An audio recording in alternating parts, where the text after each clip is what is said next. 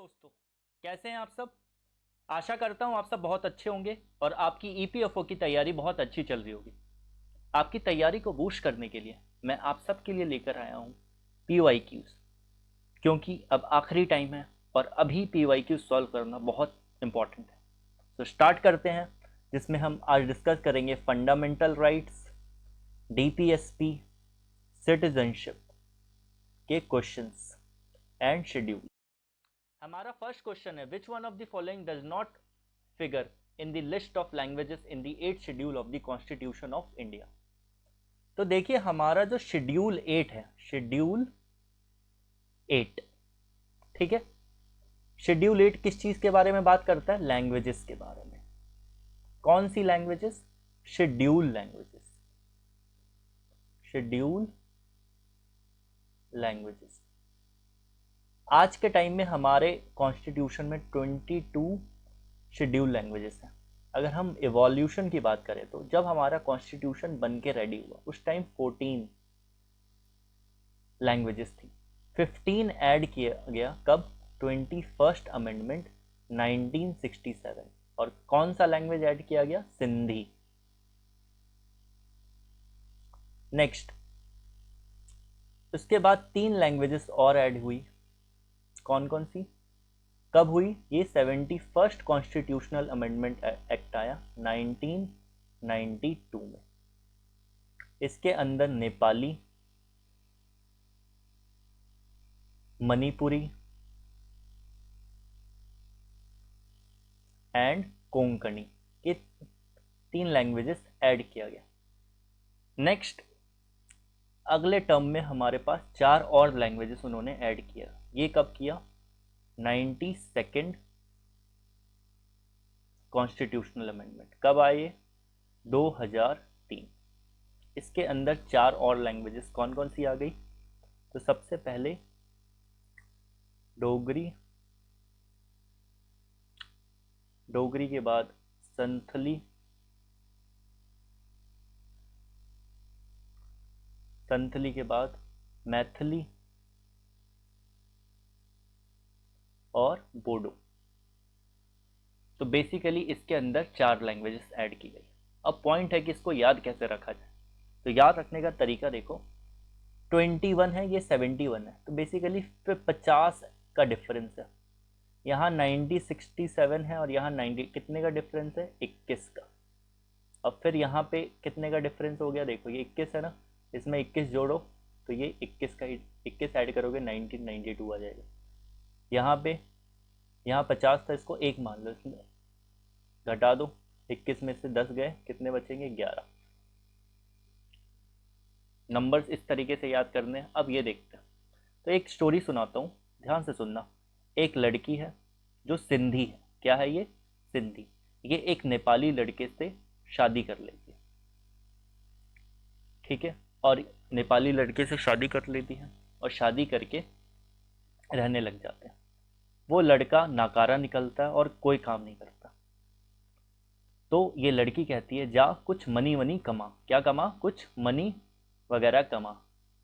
एक दिन जहाँ वो रह रहे थे वहाँ पे कुछ लोग आते हैं और वो कहते हैं कि अगर आप सबको पैसे कमाने हैं तो हमारे साथ चलिए।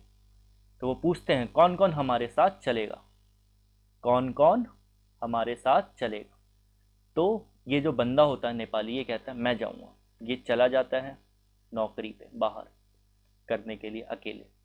वहाँ पे इसको क्या मिल जाता है? एक डॉग। वहाँ पे इसको क्या मिल जाता है? एक डॉग, जिसके साथ ये रहने लग जाता है।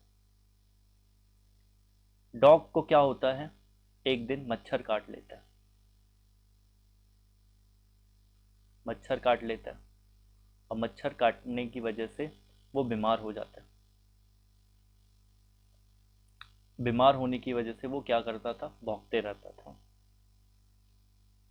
जिस वजह से मच्छर से परेशान होके जो ये नेपाली था, ये कहा अब मैं ओडोमॉस लेके आऊँगा।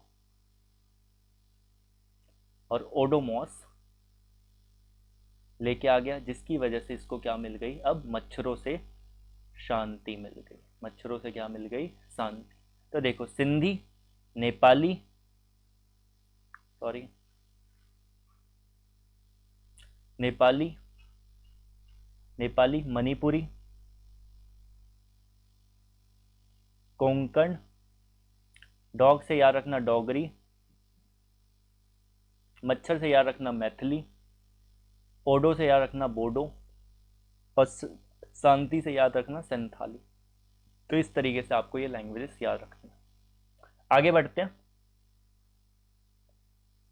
सेकेंड क्वेश्चन है हमारा, under which of the following ground the constitution of India authorizes the legislature to withdraw to make laws providing in preventive detention. Hindi में क्या कह रहे हैं, निम्नलिखित में से किस आधार पर भारत का संविधान विधानमंडल को निवारक हिरासत के लिए कानून बनाने के लिए अधिकृत करता है।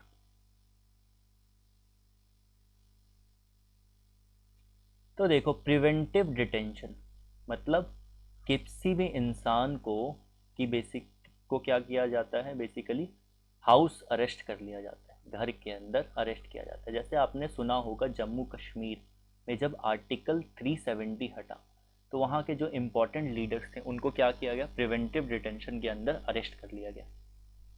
ठीक है, तो ये किस किस सिनेरियो में किया जा सकता है। तो देखो 3 सिनेरियो हैं प्रिवेंटिव डिटेंशन के।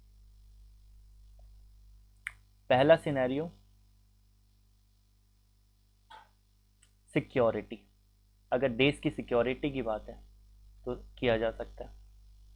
पब्लिक ऑर्डर खराब ना हो, जैसे कई बार क्या होता है, कोई लीडर है वो कोई स्पीच देने वाला है, उसकी वजह से उस स्पीच की वजह से कुछ पब्लिक में क्या हो सकता है, दंगे फैल सकते हैं, इस वजह से भी उनको प्रिवेंटिव डिटेंशन में। और थर्ड क्या है, इसेंशियल, कि इसेंशियल चीज़ों की इंपॉर्टेंस बहुत ज़रूरी है क्योंकि उसके बिना ज़िंदगी नहीं चल। तो अगर ये 3 सिनेरियो हैं और इसके लिए कोई इंसान रिस्पॉन्सिबल है तो उसको क्या किया जा सकता है, प्रिवेंटिव डिटेंशन के अंदर उसको जेल में बेसिकली हाउस अरेस्ट करके रखा जा सकता है। तो आंसर आपका क्या हो जाएगा। और लास्ट का है maintainer of public health and morality. अब देखो पब्लिक हेल्थ और मोरालिटी इसका किसी इंसान से तो रिलेशन है नहीं, दैट्स वाई ये तो गलत हो गया। तो 4 गलत हो गया, तो आंसर क्या है हमारे पास, B. B is the correct answer. आगे बढ़ते हैं। Third question, under which one of the following amendment to the constitution of India the age to exercise the franchise was reduced from 21 to 18। Bharat के संविधान में निम्नलिखित में से किस संशोधन के तहत मताधिकार का प्रयोग करने की आयु 21 वर्ष से घटाकर 19 वर्ष कर दी है।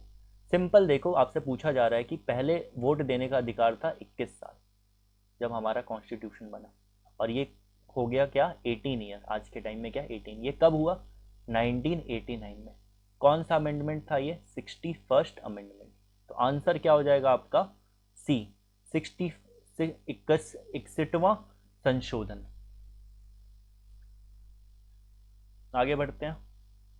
Next question, which one of the following article to the constitution of India stated that the state shall make provision for securing just and human condition of work and for maternity relief. Bharat के संविधान के निम्नलिखित में से कौन सा लेख कहता है कि राज्य काम की न्योचित और मानवीय स्थितियों को सुरक्षित करने और मातृत्व राहत के लिए प्रावधान करेगा। बेसिकली ये किससे रिलेटेड है, मैटरनिटी रिलीफ से। और ये आर्टिकल नंबर कौन सा है, आर्टिकल नंबर है 42। इसको याद करने का एक बहुत ही शॉर्टकट तरीका, देखो 4 से याद रखना, 4 बेड में कितने पैर होते हैं, 4 पैर। ठीक है, और माँ और बच्चा यहाँ क्या कर रहे हैं, सो रहे हैं, 2 लोग सो रहे हैं, 4 2 दे आर स्लीपिंग। तो याद रखना मैटरनिटी, तो आंसर क्या हो जाएगा, बी। आगे बढ़ते हैं। Under which of the provision of the constitution forced labour and employment of children in factories और other dangerous employment have been prohibited. Bharat के संविधान के किन प्रावधानों के तहत जबरन श्रम और कारखानों का या अन्य खतरनाक रोजगारों में बच्चों के रोजगार पर प्रतिबंध लगाया गया। ठीक है, कौन से प्रावधान है, तो देखो डीपीएसपी के अंदर है, फंडामेंटल राइट के अंदर है, टू इक्वालिटी, एक्सप्लॉयटेशन या एसोसिएशन। तो देखो एक्सप्लॉयटेशन, आंसर क्या है आपका, सी। आंसर क्या है, संशोधन के खिलाफ, शोषण के खिलाफ मौलिक अधिकार, क्योंकि इसके अंदर कितने आर्टिकल्स आते हैं, 2, 23 और 24। 23 ही किसकी बात करता है, चाइल्ड लेबर, फोर्स्ड लेबर, ठीक है। 24 किसकी बात करता है? Human trafficking, human trafficking. ये दोनों ही हमारे कॉन्स्टिट्यूशन में क्या है? बैन है। इसके अलावा अगर हम बात करें बाकी डीपीएसपी, ये किस पार्ट में आता है? तो देखो ये पार्ट 4 में है और आर्टिकल नंबर कहाँ से स्टार्ट होता है? 36 से लेकर 51 तक। अगर फंडामेंटल राइट टू इक्वालिटी की बात करें तो ये कहाँ से स्टार्ट होता है? 14 से, और कहाँ खत्म होता है? 19 पे। राइट टू एक्सप्लॉयटेशन मैंने बता दिया 23, 24। एसोसिएशन किससे रिलेटेड है? आर्टिकल 19 से। अब आप मुझे क्वेश्चन में दे रहा हूं, उसको कमेंट में बताओ कि right to religion, right to religion किस आर्टिकल में है? Cultural and educational rights, cultural and educational rights, ये कहां से कहां तक है? आगे बढ़ते हैं। Under which one of the following article of the constitution of India the state shall endeavor to secure by suitable legislation or in any other way the conditions of work ensuring a decent standard of life to all workers। Bharat के संविधान के निम्नलिखित में से किस अनुच्छेद के तहत राज्य उपयुक्त कानूनों द्वारा किया गया अन्य तरीके से सभी श्रमियों के लिए जीवन का एक सभ्य स्तर सुनिश्चित करने के लिए काम की शर्तों को सुरक्षित करने का प्रयास करेंगे? तो सिंपल आपसे पूछा जा रहा है कि standard of living, decent standard of living to all worker, ये किस आर्टिकल में दिया गया? तो ये डीपीएसपी में है, और डीपीएसपी के किस आर्टिकल में है? 43 में, ठीक है। Decent standard of living to all. 42 में क्या था? Maternity leave, maternity leave to womens, ठीक है। और 43 ये हो गया। आगे बढ़ते तो आंसर क्या हो जाए आपका? डी 43, अनुच्छेद 43। आगे बढ़ते हैं। Next, in India all power with respect to the acquisition and termination of citizen rest with. आपसे पूछा जा रहा है कि भारत में जो नागरिकता के अधिकृत और समाप्ति के संबंध में सभी शक्तियां निम्नलिखित में के किसके पास है? तो सिंपल सी बात है कि नागरिकता से रिलेटेड, नागरिकता यानी कि सिटीजनशिप, इससे रिलेटेड कानून बनाना और उसको अप्लाई करना, ये किसके पास पावर है? तो सिंपल ये पावर किसके पास है? पार्लियामेंट के पास। और सिटीजनशिप का चैप्टर जो है वो कहाँ है? हमारे कॉन्स्टिट्यूशन के पार्ट 2 में है, फ्रॉम आर्टिकल नंबर 5 to 11। और आर्टिकल नंबर 11 बताता है कि पार्लियामेंट के पास पावर है to make laws related to citizenship, ठीक है। तो जो अभी लॉ है, जो एक मेन लॉ है, वो कौन सा है? सिटीजनशिप एक्ट ऑफ 1955, जिसका कई बार क्या किया गया है? संशोधन यानी कि अमेंडमेंट किया गया है। आगे बढ़ते हैं। विच one of the following statement regarding citizens right in India is not correct. आपसे पूछा जा रहा है कि भारत के नागरिकों के अधिकारों के संबंध में निम्नलिखित में से कौन सा कथन सही नहीं, कौन सा सही नहीं है? तो देखो, फंडामेंटल ए पार्ट देखते हैं, fundamental right exclusive for the citizen. क्या फंडामेंटल राइट सिर्फ नागरिकों के लिए है?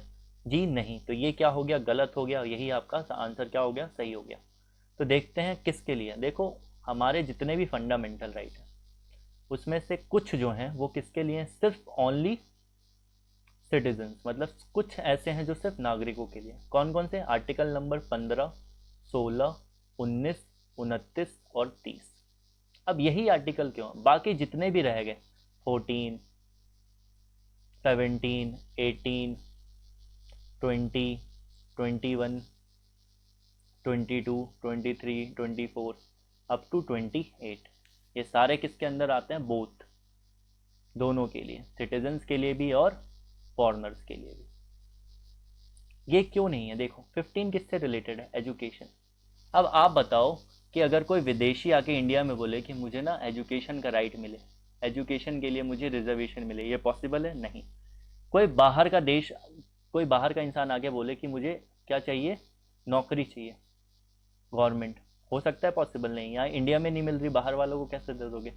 19 फ्रीडम ऑफ स्पीच से रिलेटेड। अब बताओ, कोई बाहर का इंसान आगे इंडिया में इंडिया के अगेंस्ट बोल रहा है, पॉसिबल हो सकता है? इंडिया सिटीजन्स को राइट मिल सकती है ना, बाहर वाले को तो नहीं मिल सकती। 29 और 30 किससे रिलेटेड है? ये हमारे cultural and educational rights, basically minorities. अब कोई फॉरेनर आके बोले कि हम माइनॉरिटी में हमें राइट दे दो, तो नहीं, क्यों नहीं? क्योंकि वो सिटीजन नहीं। दैट्स वाई ये 5 क्या है? ओनली सिटीजन्स को प्रोवाइडेड है। Next, OCI, overseas citizen of India. पूछा जा रहा है कि भारत के एक विदेशी नागरिक के बारे में सही नहीं, कौन सा कथन सही नहीं है? तो देखो, दो चीजें होती हैं, एक होता है OCI और एक होता है NRI। इंडिया, ये इंडिया है, इंडिया से कोई इंसान दूसरे देश में जाके काम कर रहा है, ठीक है, लेकिन पासपोर्ट किसका है? इंडिया का है। रेसिडेंस वो कहाँ का है? मान लो वो अमेरिका में रहा, तो अमेरिका का क्या है? वो रेसिडेंट है। डेट्स वाई NRI क्या होता है? Resident and not citizen. वो वहाँ जाके सिर्फ रह रहा है, नौकरी कर रहा है, लेकिन वो सिटीजन कहाँ का है? इंडिया का है। तो इंडिया, उसके पास पावर्स क्या है? वो वोट दे सकता है, वो इंडिया कभी भी आ सकता है, कोई इशू नहीं है। लेकिन OCI क्या है? OCI जो, जिसने क्या ले लिया है? बेसिकली फॉरेन की सिटीजनशिप ले ली, ठीक है, लेकिन उसकी नेशनैलिटी क्या है? इंडियन है, ठीक है, नेशनैलिटी उसकी क्या है? इंडियन। तो आपसे पूछा जा रहा है, आप देखते हैं, OCI is a citizen of another country, सही है, बिल्कुल। An OCI possess multiple entry, बिल्कुल सही है। An OCI is part with NRI in all matter, क्या बराबर होगा? बिल्कुल, OCI और NRI नहीं होगा। क्यों? क्योंकि ये क्या है? सिटीजन है, ये क्या है? सिंपल मेंबर बोल सकते हैं। सिंपल क्या है? एक तरीके से नेशनल, बेसिकली इनकी नेशनैलिटी सेम है। दैट्स वाई ये जो C ऑप्शन है, ये क्या हो जाएगा हमारा? सही, क्योंकि ये क्या है? गलत है। आगे बढ़ते हैं। नेक्स्ट, फोर्स्ड लेबर और बेगार। आपसे पूछा जा रहा है फोर्स्ड लेबर और बेगार, ये किस आर्टिकल में आता है? तो आर्टिकल नंबर कौन सा है? 23, जो किस राइट के अंदर है? राइट अगेंस्ट एक्सप्लॉयटेशन, ठीक है। और आर्टिकल 24 किससे रिलेटेड है? ह्यूमन ट्रैफिकिंग से। Human trafficking. 23 किससे रिलेटेड है? फोर्स्ड लेबर से। चलो बाकी आर्टिकल्स, तो आंसर क्या हो जाएगा? D। बाकी आर्टिकल्स देखते हैं। आर्टिकल 9 किससे है? Freedom of speech and expression. 17, abolition of untouchability, छुआछूत को खत्म करने। और 16 किससे रिलेटेड है? एम्प्लॉयमेंट से रिलेटेड है, एम्प्लॉयमेंट। आगे बढ़ते हैं। विच one of the following statement regarding the constituent assembly of is not correct, कौन सा सही नहीं है? आपसे पूछा जा रहा है कॉन्स्टिट्यूएंट असेंबली। तो देखो, कॉन्स्टिट्यूएंट असेंबली कब बनी थी, देख लेते हैं। 9 दिसंबर 1946। क्यों बनाए? अंडर कैबिनेट मिशन प्लान बन गया था, ठीक है। अब यहाँ पे हम देखते हैं कि कौन कौन से पॉइंट्स हैं। The constituent assembly was composed of members who have been elected indirectly by the member of provincial legislative council, बिल्कुल सही है, क्योंकि उनका डायरेक्ट इलेक्शन नहीं हुआ था, वो इनडायरेक्टली इलेक्टेड हुए थे। Next, the constituent assembly held it's first meeting 9th, हाँ बिल्कुल सही है। फर्स्ट मीटिंग इनकी कब हुई थी? 9 दिसंबर को हुई थी। इनकी सीट्स को डिवाइड किया गया था मुस्लिम, सिख और जनरल में, बिल्कुल सही बात है। The method of selection in the case of representative of Indian state was to be determined by the governor general. अब आपसे पूछा जाए कि सिलेक्शन का मेथड किसने डिसाइड किया था? गवर्नर जनरल ने? नहीं, ये बिल्कुल गलत है। तो आंसर क्या हो जाएगा आपका? D is the right answer. Next, what is the number of states and union territory? हमारे आज के टाइम में इंडिया में कितने स्टेट्स हैं, कितने यूटीज हैं? तो इंडिया में टोटल कितने हैं? 28 स्टेट्स हैं एंड 8 यूटीज हैं। यूटीज का एडमिनिस्ट्रेशन कौन देखते हैं? President with the help of administrator appointed by president, ठीक है। अब यूटी की बात कर लेते हैं। कितने यूटीज हैं? 8। तो कौन कौन से हैं? एक तो दिल्ली हो गया, पौंडीचेरी, और बताइए। Jammu and Kashmir, Ladakh,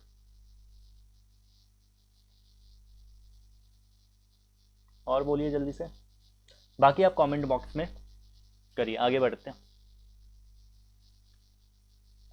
after the constitution of India which one of the following statement are correct. आपसे पूछा जाएगा कौन कौन से स्टेटमेंट करेक्ट है। भारत के संविधान के तहत निम्नलिखित में से कौन से कथन सही हैं।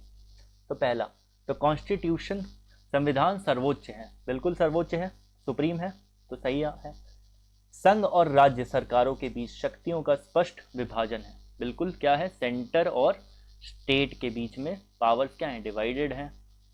अंडर शेड्यूल 7 में क्या किया है, union list, state list and concurrent list, जहाँ पे यूनियन लिस्ट में पावर, लॉ बनाने की पावर किसके पास है, सेंट्रल गवर्नमेंट के पास है। स्टेट लिस्ट में लॉ बनाने की पावर किसके पास है, स्टेट गवर्नमेंट के पास है। थर्ड, संविधान के संशोधन के लिए निर्धारित प्रक्रिया का पालन करना होगा, बिल्कुल करना होगा। क्या करना होता है, अगर किसी भी कॉन्स्टिट्यूशन में अमेंडमेंट करना है, कॉन्स्टिट्यूशनल अमेंडमेंट करना है, कैसे कर सकते हैं, तो देखो सबसे पहले बिल लाया जाएगा, बिल को लोकसभा में रखा जाएगा, लोकसभा में रीडिंग्स होगी, कितनी रीडिंग्स होती हैं, 3, फर्स्ट, सेकंड और थर्ड। थर्ड रीडिंग में वोटिंग होगी, और वोटिंग में कैसी होनी चाहिए, कौन सी majority, special majority, special majority, ठीक है। फिर ये राज्यसभा में जाएगा, वहाँ पे भी स्पेशल मेजॉरिटी से पास होना चाहिए, और फाइनली ये प्रेसिडेंट इस पर साइन करेंगे, और साइन करने के बाद ये क्या बन जाएगा, एक्ट बन जाएगा, और कॉन्स्टिट्यूशनल अमेंडमेंट हो जाएगा। तो आपका आंसर आगे देखते हैं। फोर्थ पॉइंट, केंद्र सरकार और राज्य सरकार विधानमंडल संप्रभु हैं। तो पूछा जा रहा है सॉवरेनिटी।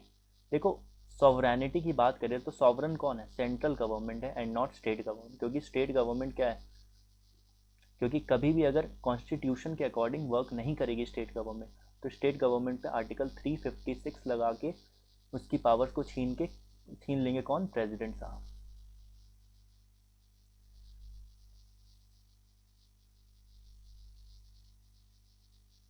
ठीक है, आगे बढ़ते हैं। मौलिक अधिकारों के दायरे को निर्धारित करने के लिए संविधान की प्रस्तावना का उपयोग नहीं किया जा सकता है।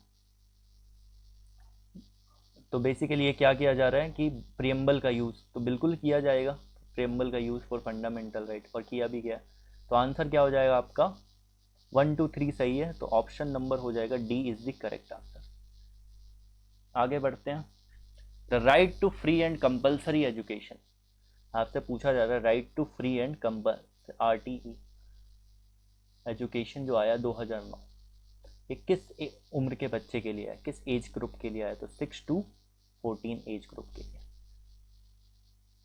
Next, which one of the following form the basic premise for developing the Indian constitution. आपसे पूछा जा रहा है जो कॉन्स्टिट्यूशन हमारा बना, इंडियन कॉन्स्टिट्यूशन, इसके पीछे हमने जो बेसिक चीज़ ली, मतलब बेसिक जो डॉक्यूमेंट्स हमने रेफर किए वो कौन से थे। तो जो सबसे इंपॉर्टेंट डॉक्यूमेंट था वो क्या था, गवर्नमेंट ऑफ इंडिया एक्ट 1935। और ये गवर्नमेंट ऑफ इंडिया एक्ट 1935 बना कैसे था, तो इसके लिए 4 डॉक्यूमेंट्स का रेफरेंस लिया गया था, 4 डॉक्यूमेंट्स, ठीक है, 1 2 3 4। अब ये 4 डॉक्यूमेंट्स कौन कौन से मैं यहाँ लिख रहा हूँ। फर्स्ट देखो, साइमन कमीशन कब आया था, 1928, इसने रिपोर्ट की, साइमन कमीशन रिपोर्ट पहला।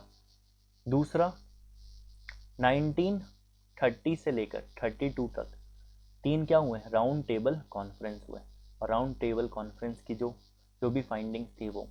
थर्ड, वाइट पेपर पब्लिश किया जाता था, वाइट पेपर वो।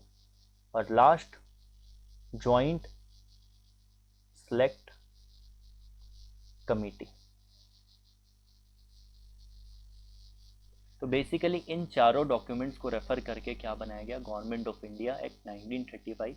और जब हमने जब कॉन्स्टिट्यूशन बनाया तो हमने भी क्या किया था, इसको रेफर किया था।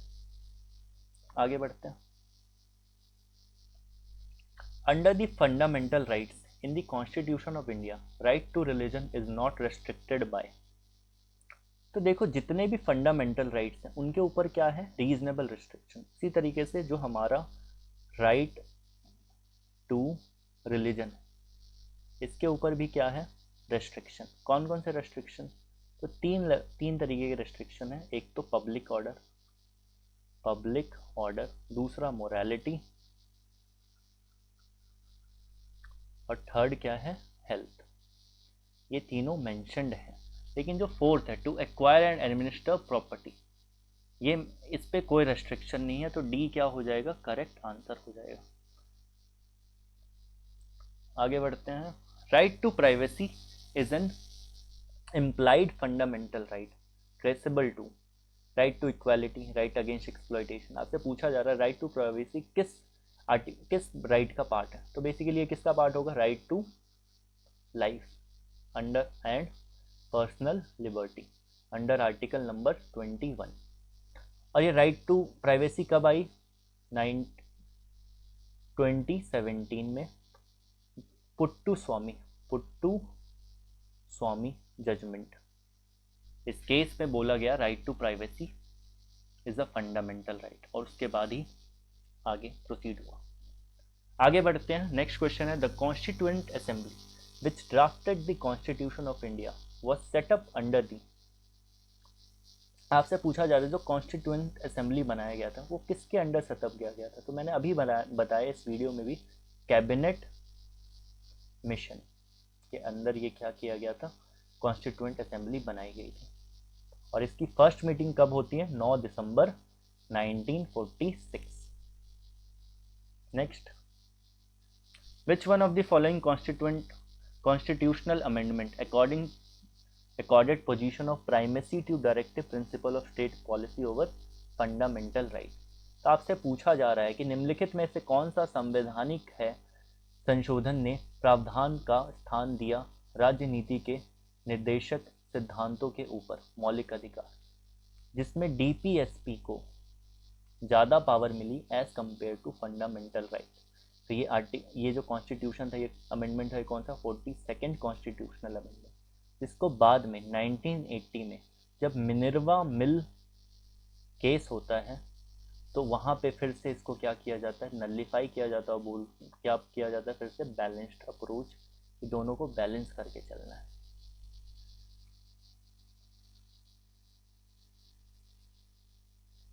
तो इसी के साथ ये वीडियो कंप्लीट होती है। I hope you like this video, आपने कुछ सीखा होगा। अगर आपको ये वीडियो अच्छी लगी हो तो please like us, subscribe us and ज़्यादा से ज़्यादा लोगों को इसको शेयर करें, ताकि हमें भी आप सपोर्ट करें और हम आपके लिए और भी अच्छे कंटेंट्स बनाते रहें। Thank you.